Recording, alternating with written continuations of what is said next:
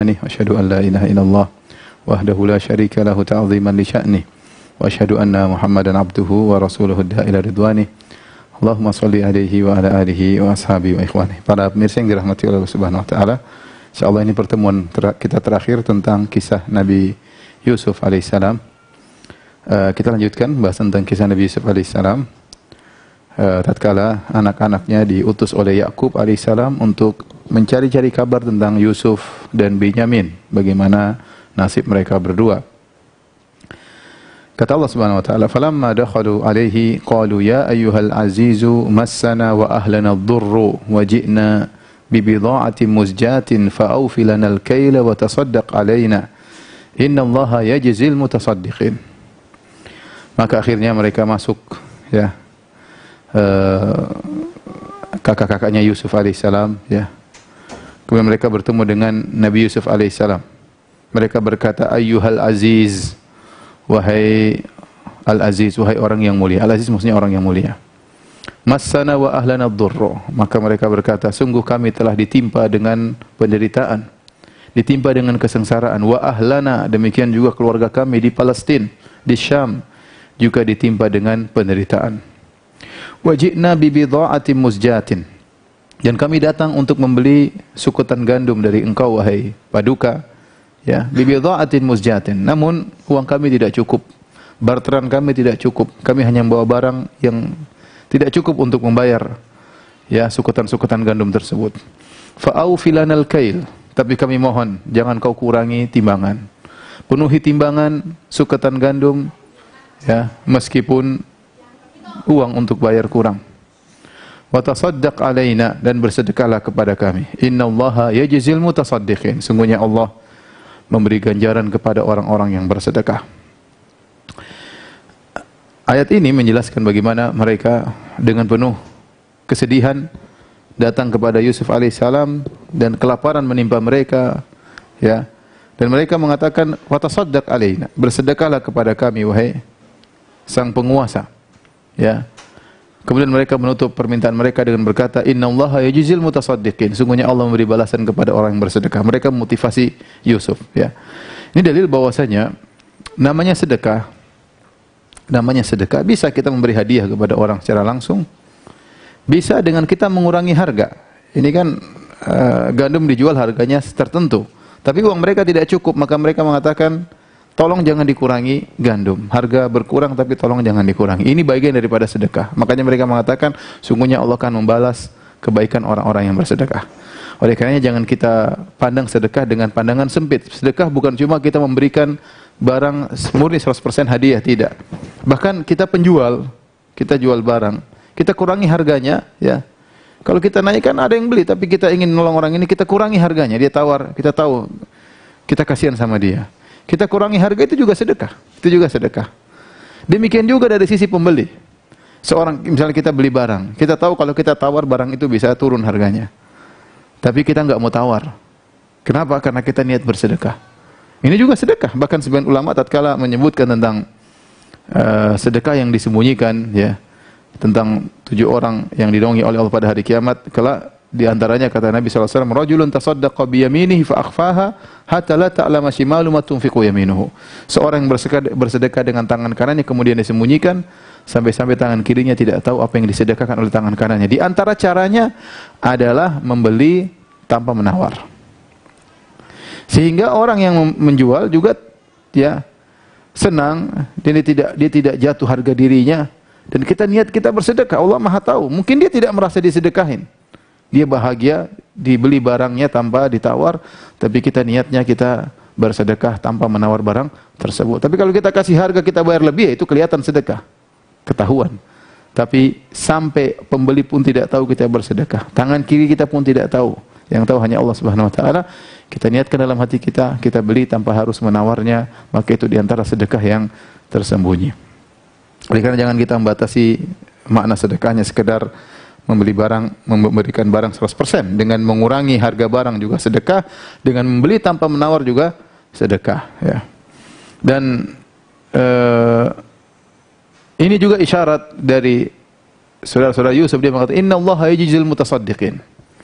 Dia berkata, wahai paduka, jangan kurangi timbangan. Uang kami kurang, tapi jangan kurangi timbangan. Sungguhnya Allah akan beri balasan kepada orang yang bersedekah.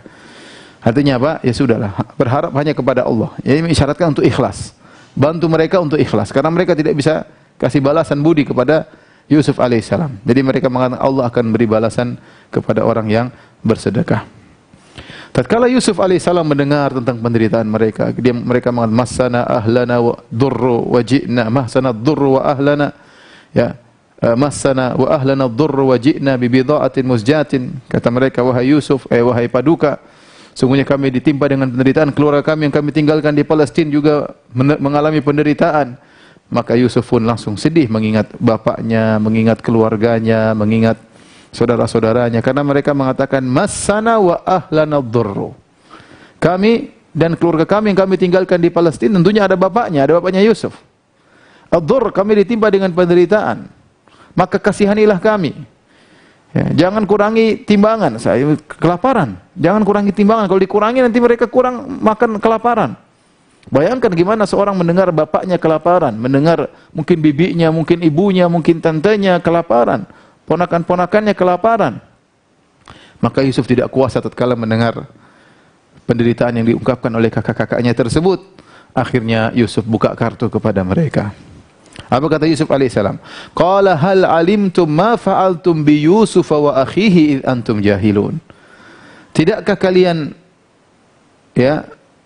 tahu apa yang telah kalian lakukan kepada Yusuf dan saudaranya Binyamin tatkala kalian masih jahil? Subhanallah. Mereka bingung, ini orang tahu dari mana tentang kisah Yusuf? Dari mana ini orang tahu tentang kami melemparkan Yusuf dalam sumur? Yang tahu hanya Yusuf. Ya, karena Binyamin tidak hadir. Tidak ada yang hadir kecuali mereka. Mereka 10 orang yang masukkan Yusuf dalam sumur. Tidak ada yang tahu kecuali Yusuf, kecuali Allah Subhanahu wa taala tentunya. Artinya manusia yang tahu hanya Yusuf. Bapak mereka tidak tahu, Binyamin tidak tahu rahasia yang mereka sembunyikan. Orang ini tiba-tiba berkata, ya, masih ingatkah kalian apa yang kalian kerjakan terhadap Yusuf dan Binyamin? Ya. Tetapi lihat bagaimana Yusuf dengan kelembutan, sayang kepada kakaknya, tidak ada dendam sama sekali. Nabi Yusuf berkata, "Id antum jahilun," yang kalian lakukan tatkala kalian masih jahil. Ini adalah nau' minal uzur, yaitu Yusuf memberi uzur kepada mereka dengan kata-kata yang halus. Waktu kalian kalian masih muda, masih kanak-kanak mungkin, ya masih belum mengerti agama, kemudian kalian berbuat buruk kepada Yusuf. Ingatkah kalian hal tersebut? Akhirnya mereka, wah, tidak ada kecurigaan kecuali kepada orang ini. Dari mana dia tahu kisah ini? Qalu a innaka la anta Yusuf. Mereka berkata, apakah engkau Yusuf? Mereka perhatikan lagi, mirip-mirip. Apakah engkau Yusuf? Subhanallah. Qala ana Yusuf wa hadha akhi. Akhirnya Yusuf buka kartu. Kata Yusuf, akulah Yusuf. Subhanallah, Yusuf yang kalian lemparkan dulu masih kecil dalam sumur. Aku inilah orangnya. Wa hadha akhi, dan ini Binyamin yang kalian ganggu selama ini. Kalian pisahkan aku dengan dia. Kalian zalimi dia, kalian zalimi aku, pisahkan aku dengan ayahku. Tapi Yusuf tidak ngomong panjang lebar. Ana Yusuf wa hadha akhi. Ini aku Yusuf dan ini saudaraku. Qad mannallahu alaina, sungguh Allah telah beri karunia kepada kami. Kemudian Yusuf berkata, innahu may yattaqi wa yasbir. Sungguhnya barang siapa bertakwa dan bersabar, fa innallaha la yudhi ajral muhsinin. Sungguhnya Allah tidak akan menyia-nyiakan ganjaran bagi orang yang berbuat ihsan, berbuat kebaikan. Yusuf menyebutkan kepada kakak-kakaknya, barang siapa bertakwa dan bersabar. Artinya Yusuf berkata, aku bertakwa dan aku bersabar. Nah, bolehkah seorang mengatakan aku telah bertakwa, aku boleh bersabar? Aku telah bersabar. Asalnya seorang tidak mengucapkan demikian. Ya, khawatir terkena ujub. Tapi kata para ulama, boleh. Sebagian ulama mengatakan boleh. Seorang memberi pelajaran kepada orang lain dalam rangka tahadduts bin ni'mah, menyebutkan nikmat yang Allah berikan kepadanya agar orang mengambil pelajaran bukan dalam rangka ujub, tapi dalam rangka bersyukur kepada Allah. Ya. Misalnya kita bilang, makanya barang siapa yang baca Quran, insya Allah diberikan kemudahan. Misalnya barang siapa yang sedekah, insya Allah ya. Tapi maksud saya, jangan menceritakan dalam kondisi sombong atau ujub. Yusuf berkata, innahu may yattaqi wa yasbir. Sungguhnya barang siapa bertakwa dan bersabar. Ini syarat harus dipenuhi kalau ingin diberi ganjaran oleh Allah di dunia sebelum di akhirat. Bertakwa dan bersabar. Kenapa para pemirsa yang dirahmati oleh Allah Subhanahu wa taala, ada orang yang bersabar tidak bertakwa? Ada yang bersabar tapi tidak bertakwa. Ya, dia bersabar aja tapi dia tidak, ibadahnya kurang, tawakalnya kurang, ya sabar tapi mungkin masih maksiat, ya. Ada yang bertakwa tapi kurang bersabar. Ya, rajin ibadah tapi ngomel, tapi hatinya gelisah, mengeluh. Ini namanya ya apa namanya, bertakwa tapi tidak bersabar. Kalau ingin diberi solusi oleh Allah Subhanahu wa taala, maka gabungkan keduanya. Innahu may yattaqi wa yasbir. Kapan terpenuhi pada seorang takwa dan sabar, maka Allah akan berikan solusi kepadanya. Innahu may yattaqi wa yasbir fa innallaha la yudhi'u ajral muhsin. Sungguhnya Allah tidak akan menyia-nyiakan orang yang berbuat baik. Dan subhanallah, Nabi Yusuf alaihissalam telah mencapai derajat kesabaran yang tinggi. Jenis kesabaran as-sabru al-ittirari sama as-sabru al-ikhtiyari, sabar terpaksa, sabar pilihan, semua telah dijalani oleh Nabi Yusuf alaihissalam. Sebagaimana sering kita sampaikan, sabar ada dua. Ada sabar pilihan, ada sabar terpaksa. Sabar terpaksa seperti Nabi Yusuf dilemparkan dalam sumur, beliau bersabar. Tatkala dijual jadi budak, beliau bersabar. Terpaksa, enggak ada pilihan, sabar. Dijadikan pekerja di rumah majikan, sabar bekerja, ya. Di penjara, sabar di penjara, ini namanya sabar terpaksa, enggak ada pilihan. Nabi Yusuf juga sabar ittirari, sabar ikhtiyari, sabar pilihan, seperti tatkala digoda oleh wanita yang konon namanya Zulekha. Digoda, maka Yusuf alaihissalam sabar. Dia kalau mau melakukan maksiat bisa, tetapi dia memilih untuk bersabar. Oleh karenanya segala jenis kesabaran dijalankan oleh Nabi Yusuf. Sabar dalam bertakwa, salam dalam menjalankan ketaatan, sabar. Nabi Yusuf alaihissalam menjalankannya. Makanya dia mengatakan, innahu may yattaqi wa yasbir. Siapa yang bertakwa dan bersabar, ya, maka Allah akan berikan ganjaran kepada orang yang bertakwa dan bersabar. Akhirnya kakak-kakaknya berkata, qalu tallahi laqad atharakallahu alaina wa in kunna la khati'in. Wahai Yusuf, demi Allah, Allah telah melebihkan engkau daripada kami dan sungguh kami bersalah. Mereka mengaku salah di depan Yusuf. Yusuf langsung memaafkan. Qala la tathriba alaikumul yawm yaghfirullahu lakum wa huwa arhamur rahimin. Nabi Yusuf berkata, tidak ada cercaan bagi kalian wahai saudara-saudaraku. Yaghfirullahu lakum, Allah akan niscaya mengampuni kalian. Wa huwa arhamur rahimin, dan dia adalah Maha Penyayang. Subhanallah. Lihat, Yusuf berkata, la tathrib, tidak ada cercaan. Dan Yusuf alaihissalam komitmen dengan perkataannya. Dia memaafkan dan dia tidak mencela. Ya, itu disebut safhul jamil. Fasfahis safhal jamil. Maafkanlah dengan as-safhul jamil, yaitu maafkan tanpa mencela.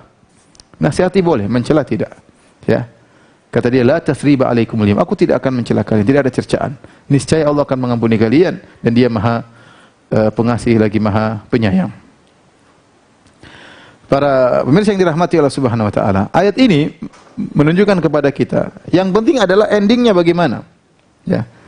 Kalau startnya, bidayahnya, ya Yusuf terhina, lempar dalam sumur, jadikan budak. Kakak-kakaknya bebas, jadi anak-anak merdeka, sana kesini terserah. Tapi yang jadi patokan bukan startnya, yang jadi patokan endingnya bagaimana. Endingnya Yusuf jadi penguasa. Kakak-kakaknya miskin, kelaparan, minta makan, membeli barang dengan harga yang murah. Jadi seorang memikirkan bagaimana kesudahan dia. Ya, yang penting dia kesudahan dalam kondisi saleh kepada Allah, seperti itu yang paling penting. Akhirnya Yusuf berkata, "Idhabu biqamisi hadza." Bawalah bajuku ini. Baju Nabi Yusuf, yang bau keringatnya Nabi Yusuf, yang bau badannya Nabi Yusuf ada di baju jubah tersebut. Fa'alquhu ala wajhi abi ya'ti basira. Dia dengar cerita bahwasanya bapaknya buta karena sedih ditinggalkan oleh Yusuf. Lemparkanlah baju ini kepada wajah ayahku, niscaya dia akan bisa melihat. Wa'tuni bi ahlikum ajma'in, dan datangkanlah keluarga kalian seluruhnya. Bawa sini semuanya. Yusuf ingin menyambung silaturahmi. Yusuf kebetulan menjadi orang yang kaya raya, ingin memuliakan saudara-saudaranya. Ini syarat bagi kita kalau kita diberi kelebihan harta. Ya Allah Subhanahu wa taala, jangan lupakan kerabat-kerabat kita, ya. Yusuf alaihissalam panggil mereka semua untuk Yusuf muliakan di kota Mesir. Tetapi untuk menyembuhkan ayahnya, maka Yusuf alaihissalam, ya, wahyu dari Allah menyuruh untuk melemparkan ke wajah ayahnya baju yang dipakai oleh Yusuf, ya. Akhirnya pergilah, ya, kakak-kakaknya pulang dari Mesir menuju ke Palestina. Kata Allah, walamma fasalatil airu. Begitu jaraknya ribuan kilo, ya, mungkin antara Mesir dengan Palestina, jauh. Kata Allah, walamma fasalatil airu, tatkala rombongan kakak-kakaknya baru meninggalkan kota Mesir, Qala abuhum, ayah mereka Yaqub alaihissalam berkata, "Inilah ajidu riha Yusuf." Sungguh aku mencium bau Yusuf. Subhanallah, jarak ribuan kilo Allah kirim baunya. Angin di bawah kendali Allah Subhanahu wa taala. Angin di bawah kendali Allah. Kita tahu namanya aroma harus dibawa dengan udara. Allah kirim udara tersebut, angin tersebut dari Mesir, belum keluar dari Mesir, baru meninggalkan kerajaan. Tahu-tahu baunya sudah langsung sampai ke hidungnya Nabi Yaqub alaihissalam. Sehingga Nabi Yaqub berkata, "Inilah ajidu riha Yusuf." Sungguh aku mencium baunya Yusuf. Laula antufannidun, tapi kalian pasti, sekiranya kalian menuduhku lemah akal, tentu kalian akan membenarkan aku. Ini bilang aneh. Dan benar. Ada orang-orang yang tinggal di situ, kerabat-kerabatnya Yusuf berkata, "Qalu tallahi innaka lafi dhalalikal qadim." Demi Allah engkau masih dalam kekeliruanmu yang dulu. Kau masih aja keliru. Mereka mencela lagi Nabi Yaqub, bukan kakaknya Yusuf. Kakaknya Yusuf masih dalam perjalanan, tapi ada kerabat di situ yang kebetulan hadir di hadapan Nabi Yaqub. Mereka mencela, "Wah Yaqub, jangan aneh-aneh saja. Masih aja kau keliru. Gimana mencium bau Yusuf? Mana bau Yusuf?" Ya, nggak masuk akal. Ya, tapi Nabi Yaqub nggak bantah. Dibantah bagaimana dia benar-benar mencium baunya Yusuf? Akhirnya Allah berfirman, "Falamma anja al-basyiru alqahu ala wajhi fartadda basira." Datanglah pemberi kabar gembira mendahului rombongan, segera datang menuju ke Nabi Yaqub, kemudian dia lemparkan bajunya Yusuf alaihissalam di wajah ayahnya Yaqub alaihissalam. Fartadda basira, tiba-tiba Yaqub alaihissalam bisa melihat kembali. Subhanallah, Allah ingin memuliakan Yusuf. Allah mampu, ya sangat mudah menjadikan Yaqub bisa melihat kembali, sangat mudah. Kun fayakun. Idza arada syai'an an yaqul lahu kun fayakun. Jika Allah berkehendak, kalau tinggal bilang kun fayakun. Tapi Allah ingin memuliakan Yusuf. Allah ingin kemudian dilihat oleh kakak-kakaknya. Yusuf ini mulia. Buktinya bajunya bisa menyembuhkan bapaknya. Ya. Biar kakak-kakaknya tahu. Sama seperti tatkala Allah memuliakan Nabi Musa, laut terbelah dengan pukulan tongkat Nabi Musa, tertutup kembali dengan pukulan tongkat Nabi Musa. Allah tinggal bilang, enggak usah pakai tongkat, enggak ada masalah. Tapi Allah ingin muliakan Nabi Musa agar mukjizat tersebut terlihat yang dengan sebab Nabi Musa alaihissalam dilihat oleh kaumnya. Jadi Allah ingin muliakan Nabi Yusuf alaihissalam, dilihat kakak-kakaknya bahwasanya bajunya ya bisa menyembuhkan bapaknya yang dalam kondisi buta. Begitu lemparkan bajunya, tiba-tiba Yakub bisa melihat. Qala alam aqul lakum inni a'lamu minallahi ma la ta'lamun. Bukankah sudah katakan kepada kalian, aku tahu apa yang kalian tidak ketahui. Ya, ini Nabi Yakub susah mau menjelaskan. Ya sudah, saya tahu apa yang kalian tidak tahu. Ini buktinya, aku cium bau Yusuf. Buktinya ada, buktinya aku sembuh. Akhirnya kakak-kakaknya berkata, setelah mereka pulang ketemu dengan Nabi Yakub, mereka berkata, qalu ya abana astaghfir lana dzunubana inna kunna khati'in. Kata mereka, wahai ayahanda, ampunilah dosa-dosa kami, mohon ampunkanlah kepada Allah untuk dosa-dosa kami. Sungguhnya kami telah benar-benar berbuat kesalahan. Apa kata Nabi Yakub alaihissalam? Qala saufa astaghfiru lakum rabbi. Ingat ya, perhatikan. Yakub tidak mengatakan sa'astaghfiru. Kalau sa artinya akan tapi dekat. Kalau saufa ada jaraknya. Kita sudah belajar bahasa Arab. Qala saufa astaghfiru lakum rabbi. Aku akan memohonkan ampunan bagi kalian dari Rabbku. Innahu wal ghafurur rahim. Sungguhnya Allah Maha Pengampun lagi Maha Penyayang. Perhatikan di sini, kenapa Nabi Yakub tidak mengatakan ya Allah ampuni kalian? Kenapa tidak langsung? Beda dengan Yusuf alaihissalam. In kunna la khati'in, kata kakak-kakaknya Yusuf, kami salah. Kata Nabi Yusuf alaihissalam, qala la tasriba alaikum al-yawma yaghfirullahu lakum. Tidak ada cercaan baik, Allah ampuni kalian. Langsung didoain. Tapi Yakub tidak mau doain langsung. Yakub berkata, saufa, nanti saya akan doakan buat kalian. Sekarang enggak dulu. Timbul pertanyaan, kenapa Yakub menunda permohonan ampun buat kakak-kakaknya Yusuf? Dibahas oleh para ulama. Ya, ada yang mengatakan bahwasanya Nabi Yakub ingin pilih waktu yang tepat. Kenapa? Karena dosa kakak-kakaknya ini banyak. Dosa memisahkan Yusuf, menzalimi Binyamin, menzalimi Nabi Yakub alaihissalam, memisahkan dosanya banyak. Maka perlu waktu yang khusus untuk mohonkan ampunan bagi kakak-kakaknya Yusuf. Maka sebagian ulama mengatakan, Nabi Yakub mengatakan, aku akan mohon ampunan bagi kalian di waktu sahur. Sekarang belum, nanti. Ini pendapat. Pendapat lain mengatakan bahwasanya Nabi Yakub tidak langsung memohon ampunan buat anak-anaknya.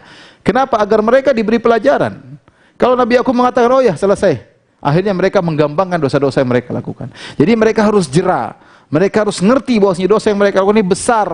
Tidak gampang. Gimana dosa sepele yang sementara memisahkan anak dan ayahnya selama puluhan tahun, menjual adiknya dijadikan budak, ini bukan dosa sepele. Zalim luar biasa. Bohong dan macam-macamnya. Oleh karena Yakub alaihissalam tidak langsung memohonkan ampunan buat anak-anaknya seketika itu pula, agar mereka diberi pelajaran, agar mereka sadar. Ini pendapat sebagian ulama. Kenapa Nabi Yakub menunda mohon ampunan? Ya, karena ingin beri pelajaran kepada anak-anaknya. Beda Yusuf alaihissalam langsung memaafkan, karena Yusuf waktu itu posisinya sebagai apa? Sebagai penguasa. Ya, kalau dia tidak maafkan, kakaknya ketakutan. Ya. Dan subhanallah, Yusuf alaihissalam ya melakukan pemaafan yang luar biasa. Dan beliau adalah seorang yang sangat pemaaf. Ya. Lihat ya, saya ceritakan. Ya, Yusuf alaihissalam. Ya. Dia memaafkan orang yang dipenjara, yang Nabi Yusuf sudah bilang, nanti tolong ceritakan tentang saya kepada raja. Ternyata lupanya 7 tahun lagi. Yusuf, gara-gara dia lupa, Yusuf lama 7 tahun di penjara. Apakah Yusuf ngomel sama dia? Jawabannya tidak ngomel sama sekali. Zulaikha atau sang wanita tersebut itu merayu Yusuf. Waktu Yusuf jadi penguasa, apa Yusuf bilang hukum itu orang cewek itu majikan perempuan, ke hukum dia? Tidak sama sekali. Dia maafkan. Udahlah. Nabi Yusuf subhanallah, hati sangat lapang, mudah memaafkan. Kakak-kakaknya yang telah memisahkan dia dengan ayahnya puluhan tahun. Bukan penderitaan yang ringan dari Nabi Yusuf, bayangkan semua silsilah ya, rantai penderitaan gara-gara kakak-kakaknya. Dibuang dalam sumur, dijadikan budak, diperjualbelikan, jadikan pembantu, dipenjara. Ini semua gara-gara kakak-kakaknya. Penderitaan yang berkelanjutan. Kalau Yusuf mau balas sangat mudah. Bagaimana tidak, dia sudah jadi penguasa, tinggal perintahkan kakaknya dibunuh juga bisa. Tetapi dia maafkan tatkala dia mampu untuk membalas, dan ini adalah sifat yang luar biasa. Ya, memaafkan tatkala mampu untuk membalas. Makanya Nabi SAW dalam hadis mengatakan, "Man kadzama ghaidhan wa huwa yaqdiru ala an yunafidhahu, da'ahu Allahu yaumal qiyamah ala ru'usil khalaiq hatta yukhayyirahu min ayyil hurisya'a." Barang siapa yang meredam amarahnya padahal dia mampu untuk melampiaskannya, maka Allah akan panggil dia pada hari kiamat di hadapan khalayak. Allah suruh dia pilih bidadari mana yang dia sukai. Bayangkan memaafkan tatkala sedang amarah dia tahan. Ini bukan sekedar menahan amarah, bahkan maafkan.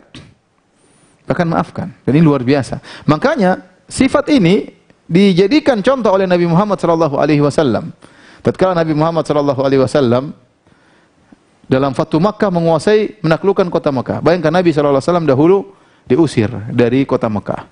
Diusir, meninggalkan seluruh hartanya, meninggalkan kampung halamannya, ya, meninggalkan kenangan-kenangan manisnya. Kemudian Nabi SAW pergi, tinggal di kota Madinah. Ya, mau masuk Mekah dilarang, nggak bisa. Ya, kemudian Umratul Qadha pada tahun 7 Hijriah. Kemudian pada tahun 8 Hijriah, Nabi kemudian datang menyerang kota Mekah dan Nabi menaklukkan kota Mekah. Saatnya Nabi untuk, kalau kita mau bahasa kita, saatnya untuk ngamuk, saatnya untuk menunjukkan pembalasan, saatnya ngabisi mereka yang selama ini mengganggu Rasulullah SAW.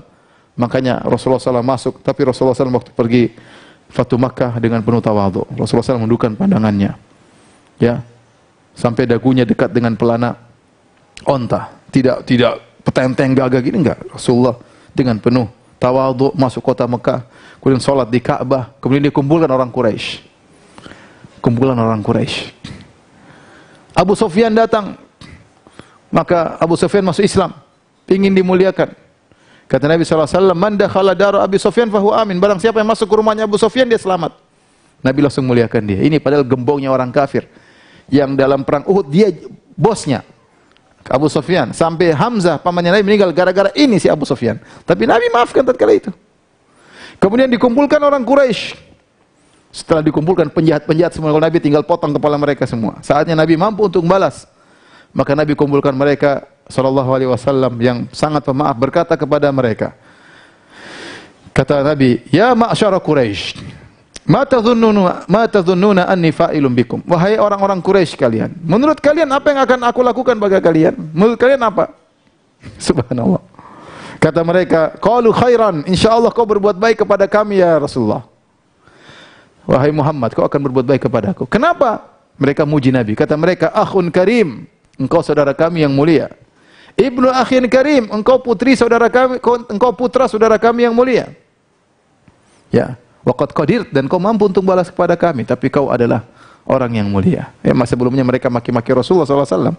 Begitu dikepung, ditangkapin semua, langsung bilang, ya Rasulullah, ya Muhammad, engkau adalah saudara kami yang mulia, saudara kami. Tadinya nggak ngaku saudara, sekarang saudara kami yang mulia. Kau bapakmu juga dulu mulia, kau keturunan yang mulia. Maka Rasulullah SAW berkata, al-yawma aqulu lakum ma qala akhi Yusuf. Pada hari ini aku akan berkata kepada kalian sebagaimana perkataan saudaraku Yusuf alaihissalam. La tathriba alaikumul yawma yaghfirullahu lakum. Tidak ada cercaan bagi kalian, semoga Allah mengampuni kalian. Idhabu fa antumut tulaqa. Pergilah kalian, kalian bebas. Subhanallah. Nabi SAW tidak minta syarat, tidak, udah bebas saja, bebas pergi. Yang musyrik Nabi tidak paksa masuk Islam, silakan bebas. Akhirnya mereka masuk Islam banyak. Tapi maksud saya, Nabi SAW memaafkan di saat mampu untuk membalas. Sebagaimana Yusuf alaihissalam memaafkan di saat dia mampu untuk membalas. Akhirnya setelah kabar sampai ke Yakub dan keluarganya, maka mereka rame-rame pergi menuju ke Mesir. Semua dibawa rame-rame menuju ke Mesir. Kata Allah Subhanahu wa taala, "Falamma dakhalu ala Yusuf awa ilaihi abawai."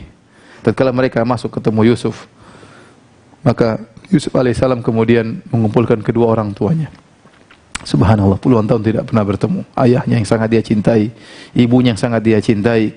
Dia berkata, Yusuf, wa qala dukhulu Misra insyaallah aminin. Silakanlah pergi ke kerajaan Mesir, kemanapun kalian pergi aman. Kenapa? Karena Yusuf alaihissalam penguasa. Penguasa, kemana saja aman. Jangan khawatir ayahanda, jangan khawatir ibunda, jangan khawatir kakak-kakak, adikku, semuanya kerabatku, kemana saja kalian aman. Udkhulu Misra insyaallah aminin. Kemudian warafa abawi alal arsy. Kemudian dia pun angkat kedua orang tuanya di arsy, di tempat singgasananya Yusuf alaihissalam. Wa kharru lahu sujada. Maka mereka pun sujud kepada Nabi Yusuf alaihissalam. Dan ini adalah syariat orang terdahulu, boleh sujud, bukan sujud ibadah, tapi sujud tahiyah, sujud dalam rangka untuk menghormati. Dan inilah mimpinya Nabi Yusuf alaihissalam. Apa kata Allah? Yusuf berkata, wa qala ya abati hadza ta'wilu ru'yaya min qablu qad ja'alaha rabbi haqqan. Yusuf berkata, wahai ayahanda, inilah tafsir dari mimpiku sebelumnya. Allah telah menjadikannya kenyataan. Kita kembali kepada awal kisah Nabi Yusuf. Ketika Yusuf berkata, ya abati inni ra'aitu ahada asyara kaukaba wasyamsa wal qamara ra'aituhum li sajidin. Wahai ayahanda, aku melihat ya bahwasanya 11 bintang, matahari, rembulan sujud kepadaku, dan ini terjadi sekarang. Matahari adalah ibunya, rembulan adalah bapaknya Nabi Yakub alaihissalam, kemudian 11 bintang adalah kakak-kakak dan adiknya, semuanya sujud kepada Nabi Yusuf alaihissalam dalam bentuk penghormatan. Wa qala ya abati hadza ta'wilu ru'yaya min qablu qad ja'alaha rabbi haqqan. Ya ayahanda, sungguhnya inilah takwil dari mimpiku, Allah telah menjadikannya kenyataan. Kemudian Yusuf alaihissalam tahaddatsa bin ni'mah, dia kemudian menceritakan nikmat yang dia dapatkan. Mungkin ayahnya bertanya, ada apa wahai Yusuf? Bagaimana ceritanya ya? Bagaimana ceritanya? Maka Yusuf cerita. Wa qad ahsana bi id akhrajani minas sijn. Sungguh Allah telah berbuat baik kepadaku. Id akhrajani minas sijn. Tatkala Allah mengeluarkan aku dari penjara. Perhatikan. Yusuf tidak bercerita sama sekali tentang masalah sumur. Dia tidak mengatakan Allah telah berbuat baik kepadaku tatkala Allah mengeluarkan aku dari sumur. Karena kalau Yusuf mengungkit masalah itu, Allah keluarkan aku dari sumur, kakak-kakaknya enggak enak. Karena ayahnya enggak tahu kalau Yusuf pernah dimasukkan dalam sumur. Saya dan Yusuf cerita, ya ayahku, Allah telah berikan aku kenikmatan. Waktu aku dimasukkan ke dalam sumur, akhirnya aku selamat. Loh, yang masukin siapa? Mungkin jadi pembicaraan panjang. Tapi karena ayahnya enggak tahu, Nabi Yusuf skip. Cerita itu di skip oleh Nabi Yusuf. Kenapa? Karena dia sudah janji sama kakaknya, la tathriba alaikumul yaum, aku tidak akan mencela kalian. Nah, kalau disebut masalah sumur, nanti dia dicela oleh ayahnya. Maka Nabi Yusuf ketika menceritakan tentang nikmat yang dia rasakan, dia langsung skip semuanya, langsung loncat masalah penjara. Wa qad ahsana bi id akhrajani minas sijn. Allah telah berbuat baik kepadaku tatkala aku keluar dari penjara. Wa jaa bikum minal badwi, dan di antara kebaikan yang berikutnya, Allah telah mendatangkan kalian dari badia, dari pedesaan menuju kota Mesir. Kata sebagian ulama seperti Al-Qasimi dalam tafsirnya, bahwasanya berpindah dari pedesaan menuju kota itu kenikmatan. Berpindah dari pedesaan menuju kota adalah kenikmatan. Ya, apalagi badia, orang hidupnya keras, kasar, ini maksudnya di zaman sana, zaman dahulu. Ya, ya. Kan bisa jadi satu dalam kondisi dari pedesaan ke kota semakin musibah. Tapi secara umum dari dulu namanya kota, tempatnya orang berpendidikan, ya tempatnya orang beradab dan yang lainnya, beda dengan orang tinggal di daerah-daerah badui-badui, ya. Jadi Nabi Yusuf menyebutkan di antara kenikmatan wajah abikum minal badui, kalian didatangkan dari pedesaan di Palestina ke Mesir, ke kota Mesir. Mim ba'di an nazaqa syaitanu baini wa baina ikhwati, setelah syaitan mengadu domba antara aku dengan kakak-kakakku. Perhatikan di sini, Nabi Yusuf tidak perlu menyembunyikan bahwasanya terjadi pertikaian antara dia dengan kakak-kakaknya, karena ayahnya pun tahu sejak dahulu. Tetapi bagaimana cara Nabi Yusuf mengungkapkan permasalahan tersebut?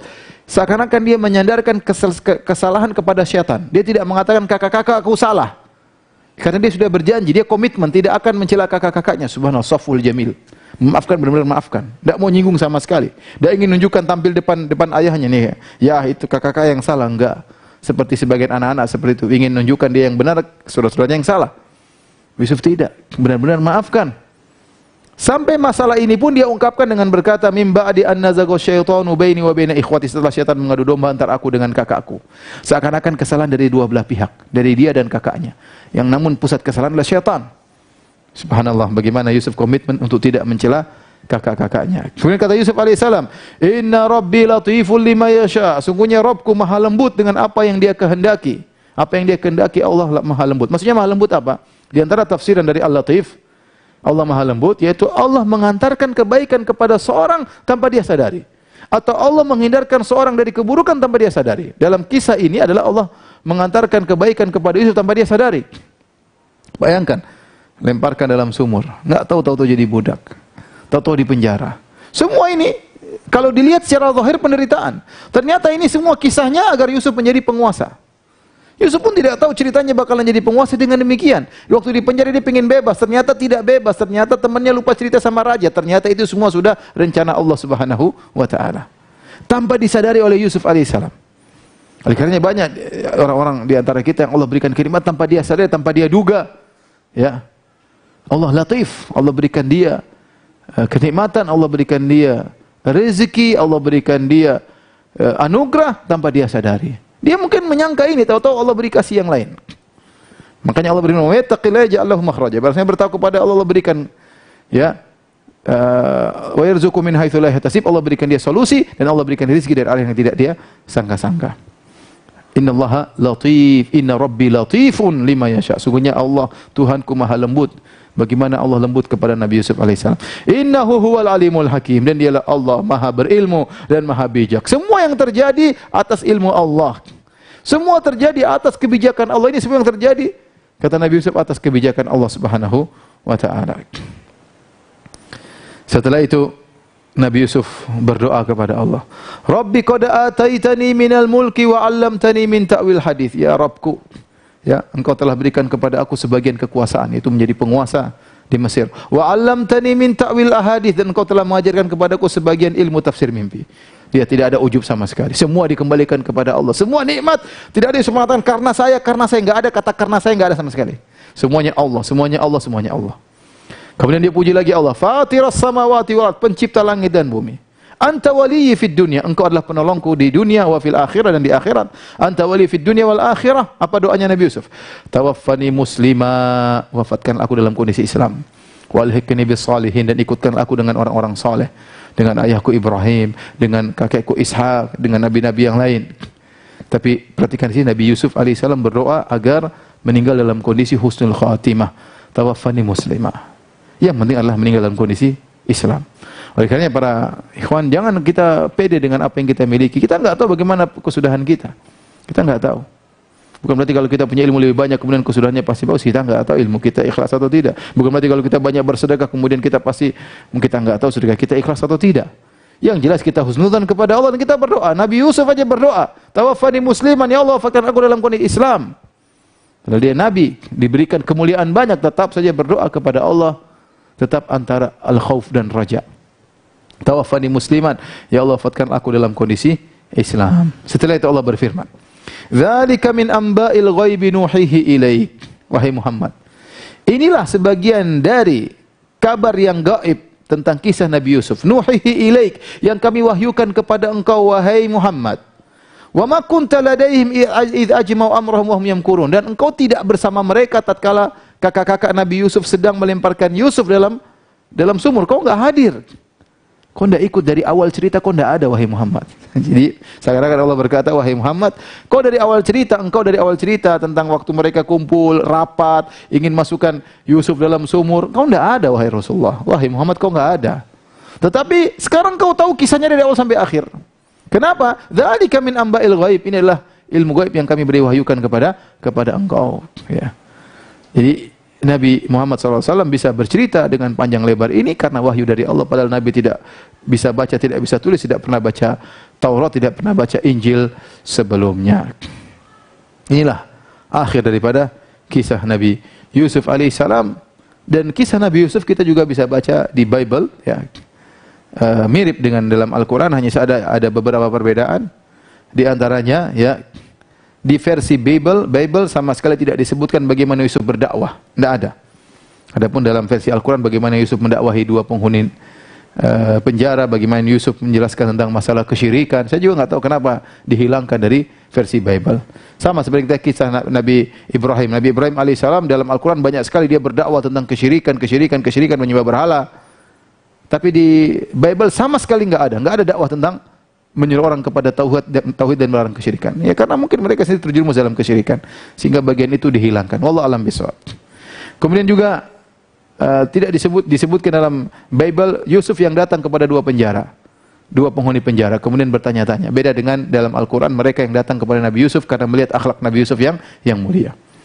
Kemudian juga dalam Bible tidak disebutkan mukjizat Nabi Yusuf tentang bagaimana bajunya bisa membuat ayahnya tadinya buta bisa melihat kembali. Itu tidak disebutkan sama sekali di Bible. Kemudian di Bible disebutkan, di Perjanjian Lama disebutkan Yusuf menceritakan mimpinya kepada kakak-kakaknya. Adapun dalam Al-Quran tidak, Yusuf tidak cerita. Ya, Yusuf tidak cerita. Tapi dalam Bible Yusuf cerita, semakin kakaknya semakin jengkel waktu Yusuf cerita. Kemudian dalam Al-Quran Yusuf alaihissalam ya dibawa oleh kakak-kakaknya setelah menipu dan merayu Yakub alaihissalam. Dalam Bible tidak. Dalam Bible Yakub yang suruh Yusuf ikut kakak-kakaknya. Ini perbedaan 180 derajat. Ya, Yakub yang suruh Yusuf ikut kakak-kakaknya.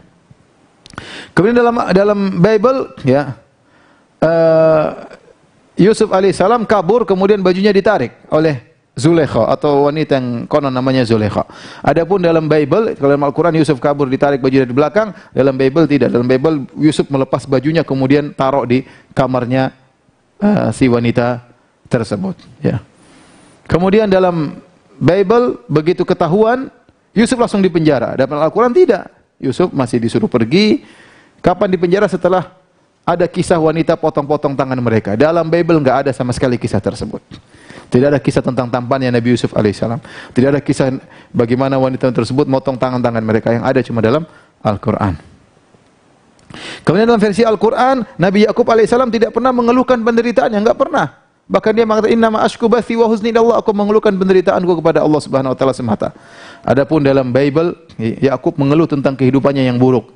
Lihat Kejadian 47 ayat 9. Dia mengeluh tentang penderitaannya yang buruk dan ada perbedaan yang lain, namun ini yang pokoknya yang menunjukkan bahwasanya kisah Nabi Yusuf alaihissalam versi Al-Quran lebih indah daripada, lebih banyak faedah daripada yang disebutkan dalam Perjanjian Lama, dan tidak benar bahwasanya Rasulullah SAW hanya menjiplak. Buktinya ceritanya banyak bedanya, bahkan lebih lengkap dalam Al-Quran. Lebih lengkap dalam Al-Quran bagaimana faedah-faedah yang bisa diambil dari kisah Nabi Yusuf alaihissalam dalam Al-Quran. Inilah kisah yang sangat panjang. Alhamdulillah kita selesai pada kesempatan kali ini. Semoga kita bisa bertemu dengan bulan Ramadan dengan penuh ketakwaan, diberi taufik oleh Allah Subhanahu wa taala. Waktu terus berlalu, umur terus bertambah. Tidak terasa kita sudah masuk Ramadan kesekian kali. Kita tidak tahu apakah bisa bertemu Ramadan berikutnya ataukah menyelesaikan Ramadan kali pun tidak tahu. Maka semoga di hari-hari yang indah ini Ramadan kita diberi kemudahan oleh Allah Subhanahu wa taala untuk banyak beribadah kepada Allah Subhanahu wa taala. Demikian para pemirsa yang dirahmati oleh Allah Subhanahu wa taala, kajian kita. Jangan lupa insyaallah kita bertemu kembali dalam kesempatan yang lain. Subhanakallah bihamdik asyhadu an la ilaha anta astaghfiruka wa atubu ilaik. Wa akhiru da'wana alhamdulillahirabbil alamin. Assalamualaikum warahmatullahi wabarakatuh.